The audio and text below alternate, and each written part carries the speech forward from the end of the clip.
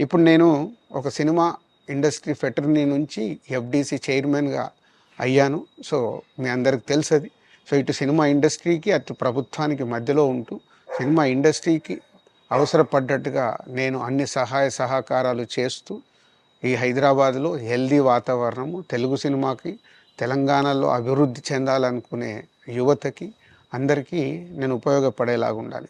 మొన్న అలాగే పవన్ కళ్యాణ్ గారు కూడా చెప్పారు. యూత్ చాలా ఉన్నారు. వాళ్ళందరికీ కూడా సినిమా ఇండస్ట్రీలో ఇష్టం ఉన్న వాళ్ళని అప్‌గ్రేడ్ జేసి చెయ్యాలని, ఆ ప్రభుత్వంతో కూడా అక్కడ సినిమాలో కావాల్సిన అందరినీ డెవలప్ చేస్తూ, వాళ్ళందరూ మళ్ళీ తెలుగు సినిమాకే, తెలంగాణలో నేర్చుకున్న, ఆంధ్రాలో నేర్చుకున్న వాళ్ళందరూ తెలుగు సినిమాకే ఉపయోగపడతారు. సో, అందరికీ తెలంగాణలో ఉండే అన్ని రాజకీయ పార్టీలకి నా విజ్ఞప్తి, నన్ను రాజకీయాల్లోకి లాగకండి. అలాగే ఎఫ్‌డీసీ అనేది కూడా సినిమాకి ఉపయోగపడేలాంటి అభివృద్ధి పనుల గురించి అవే చేస్తాను తప్పితే, అది రాజకీయాలకు సంబంధించింది కాదు. ఎఫ్‌డీసీ గానీ, నేను గానీ సినిమాలకే ఉపయోగపడతాము. ఇది అన్ని రాజకీయ పార్టీలు అర్థం చేసుకొని, ఫర్దర్‌గా నన్ను ఇలాంటి అవసరం లేని వీటిలోకి లాగకూడదు అని మీ అందరికీ, అన్ని రాజకీయ పార్టీలకు నా విజ్ఞప్తి.